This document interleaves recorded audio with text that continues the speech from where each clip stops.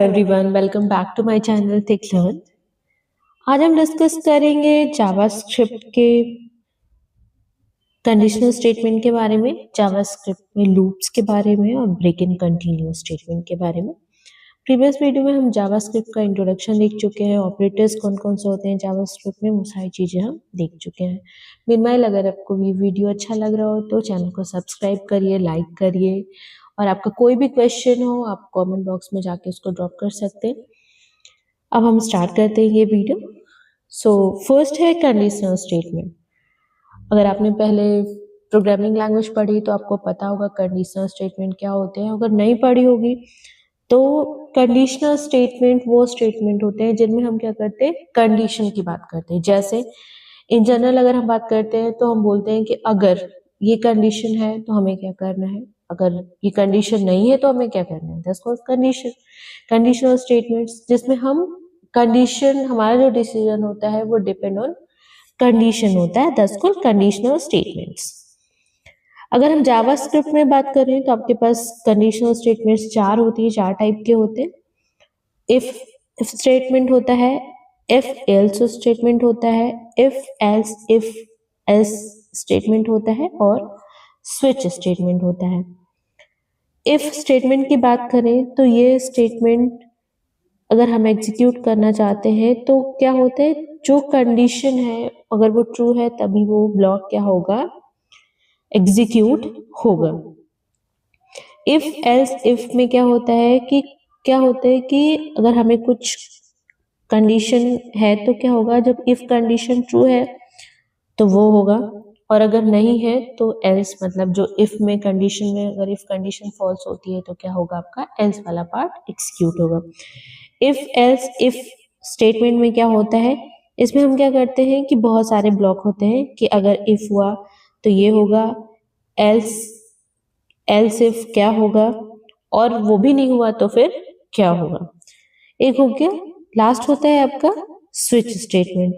इसमें हम क्या करते हैं कि हम बहुत सारे स्विच की बात करते हैं। जैसे हमारे घरों में स्विचेस होते हैं तो क्या कहते हैं, फर्स्ट स्विच ऑन करेंगे, इलेक्ट्रिसिटी की अगर हम बात कर रहे हैं तो क्या होगा, सेकंड करेंगे तो क्या होगा, तो यही सेम होता है स्विच स्टेटमेंट। इफ की बात करते हैं, इफ के सिंटेक्स के बारे में बात करते हैं तो इफ के साथ क्या होता है, अगर हम लिखना चाहेंगे सिंटेक्स इन जावास्क्रिप्ट तो हम कैसे लिखेंगे, सिंटेक्स क्या होता है उसका, इफ के साथ कंडीशन, उसके बाद जो भी आपको कोड लिखना है वो किसमें लिखोगे, आप कर्ली ब्रेसेस में आप कोड को लिखोगे जिसको आप एग्जीक्यूट करना चाहते हो अगर वो कंडीशन ट्रू होती है तो। If it written in lower case using upper case will generate a javascript error। अगर हमने क्या लिखा है, if को हम किस में लिखेंगे, लोअर केस में लिखेंगे, अपर केस में नहीं लिखेंगे, ठीक है। जावास्क्रिप्ट लिखने का क्या स्टार्ट कैसे करते हैं, स्क्रिप्ट टैग के अंदर हम लिखते हैं टाइप, उसमें लिखते हैं text/javascript।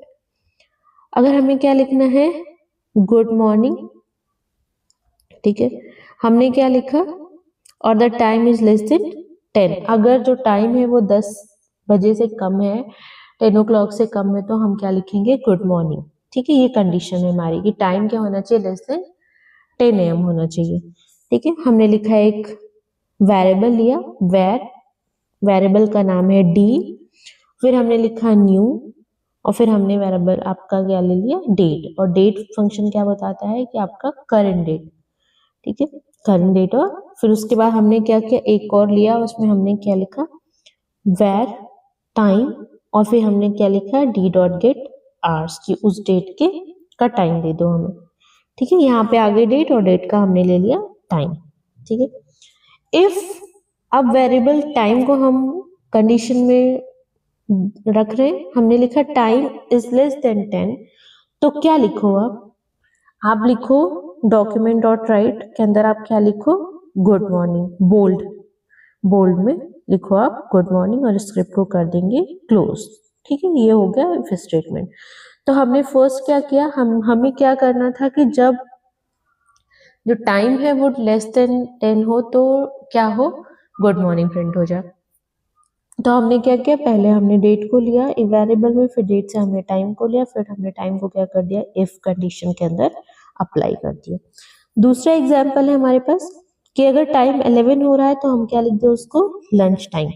ठीक है, हमने सेम कंडीशन ली, हमने पहले डेट लिया, डेट से टाइम लिया, फिर हमने टाइम को क्या किया, इज इक्वल टू, हम ऑपरेटर्स पढ़ चुके हैं, हमने क्या किया, is equal to, is double is equal to क्या होता है, equal to, arithmetic operator.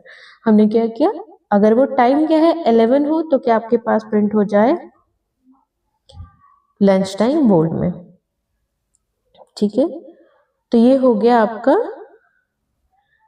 If statement, हमने एल्स यूज नहीं किया है, हम खाली इफ की बात कर रहे हैं। दूसरा है इफ एल्स स्टेटमेंट, इसमें क्या होगा, अगर कंडीशन ट्रू नहीं है इफ की तो क्या हो जाएगा, एल्स वाला पार्ट एग्जीक्यूट होगा। सिंटेक्स की बात कर ले तो इफ के साथ कंडीशन, जो कोड एग्जीक्यूट करना है, और अगर नहीं तो फिर एल्स, और एल्स के साथ जो भी आपको एग्जीक्यूट करना है। एग्जाम्पल देख लीजिए, स्क्रिप्ट टैग के अंदर हमने लिखा जावास्क्रिप्ट टेक्स्ट स्लैश जावास्क्रिप्ट, फिर हम क्या कह रहे हैं, ये क्या है, कमेंट।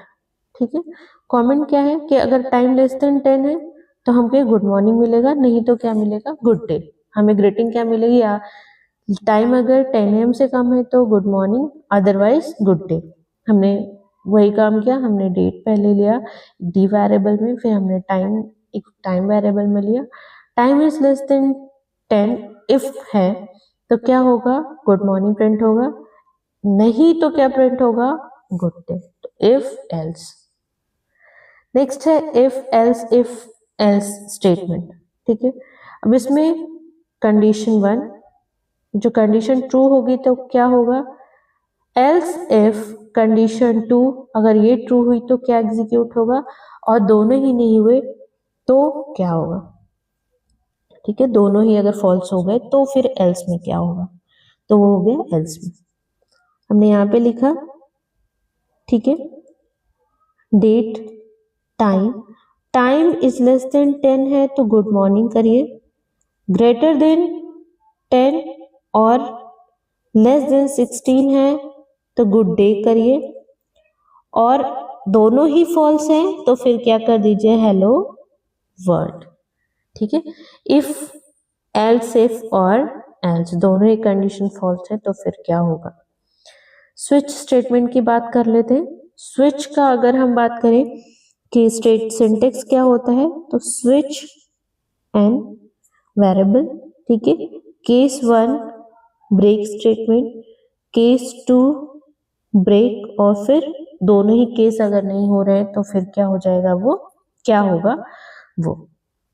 ठीक है, इसमें क्या होता है कि पहले फर्स्ट वाला अगर ये वाला है, केस 1 है तो इसके अंदर केस 1 अगर ट्रू है तो इसके अंदर, केस 2 अगर ट्रू है तो इसके अंदर कुछ नहीं है, तो फिर क्या होगा, हमेशा डिफॉल्ट फॉलो होगा। एग्जाम्पल देख लेते हैं।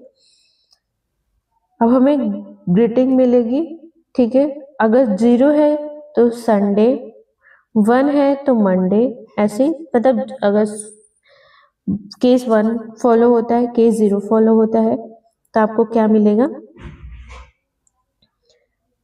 मंडे, ट्यूसडे, वेंसडे, ऐसे ऐसे क्या मिलेगा, आपको मिलता जाएगा। ठीक है, तो फिर हमने क्या किया, हमने सेम वो ले लिया। अब स्विच में हमने क्या डाला है, जो हमने यहाँ पे द डे लिया था।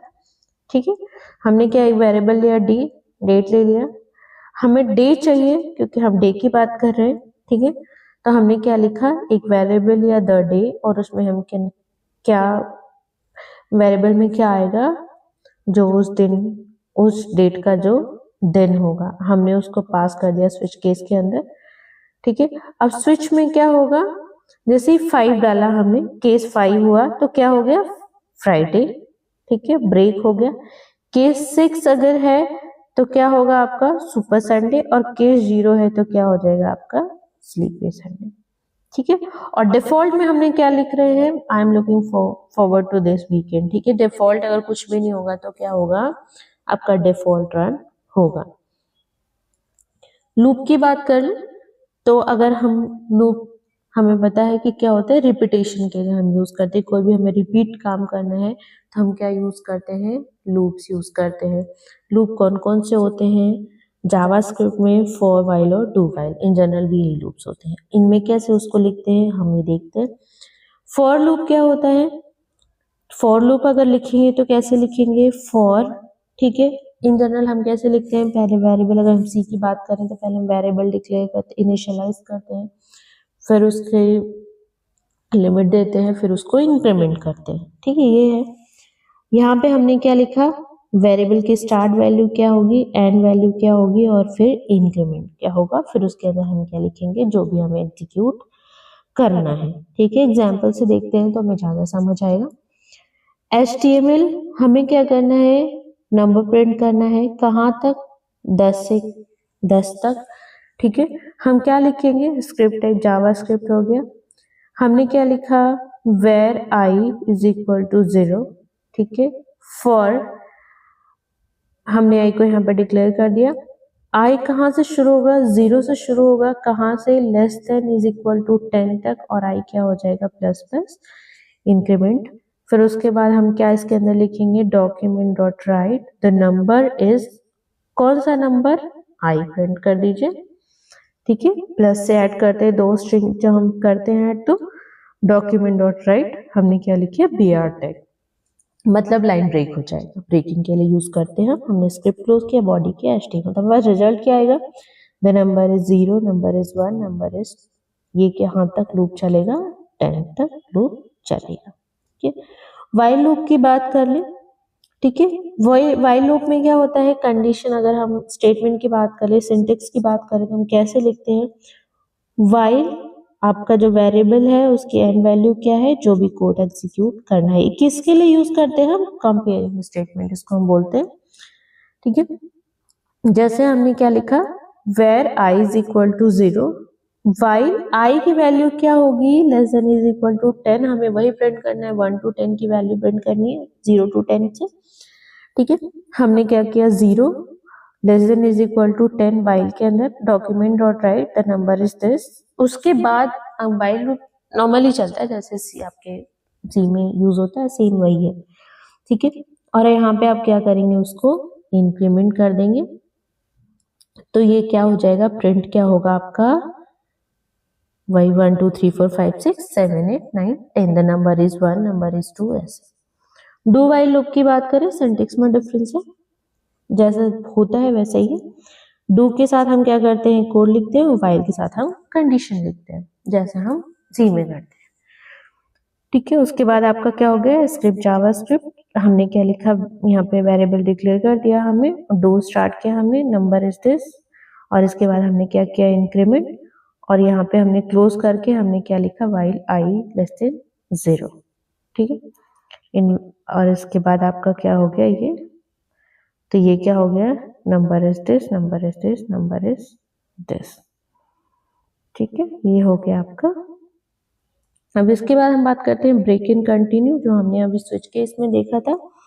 ठीक है, ब्रेक कब यूज करते हैं हम, ये क्या करता है ब्रेक, कि the break command will break the loop and continue executing the code that follows after the loop. तो ब्रेक का क्या काम होता है, कि वो लूप को वहीं पे ब्रेक कर देता है, और क्या करता है, जो भी आगे स्टेटमेंट दी हुई है उसको क्या करता है, एग्जीक्यूट करता है। जैसे हमने यहाँ पे लिखा, वेरिएबल फॉर लूप यूज किया हमने, और हमने क्या लिखा, if i is equal to 3, तो क्या हो जाए, ब्रेक हो जाए।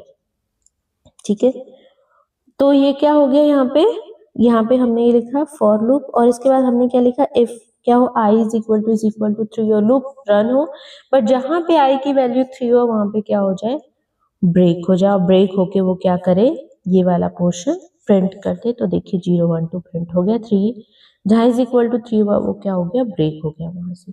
कंटिन्यू क्या कहता है, कि the continue command will break the current loop and continue with the next level. कैसे, देखते हैं एग्जाम्पल। स्क्रिप्ट टाइप लिख दिया हमने, ये हमने फॉर लूप यूज किया, हमने लिखा आई इज इक्वल टू 0, हमें प्रिंट करना है। अब आई इज इक्वल टू 3 जहां पे आए वहां पे क्या करो, आप कंटिन्यू करो आगे वाला। ठीक है, तो उसके बाद जैसे ही आप वेर आई की वैल्यू जैसे ही 3 हो, आप क्या करो, ये वाला चीजें प्रिंट कर दो। अब ये क्या करेगा, अब ब्रेक क्या कर रहा था, 0 1 2 प्रिंट किया और वहीं से बाहर चला गया, लेकिन कंटिन्यू क्या करेगा, 0 1 2, उसने 3 प्रिंट नहीं किया, उसके बाद उसने 4 5 6 7 8 9 10 को प्रिंट कर दिया, और 3 को उसने क्या कर दिया, स्किप कर दिया। यही डिफरेंस होता है ब्रेक और कंटिन्यू में।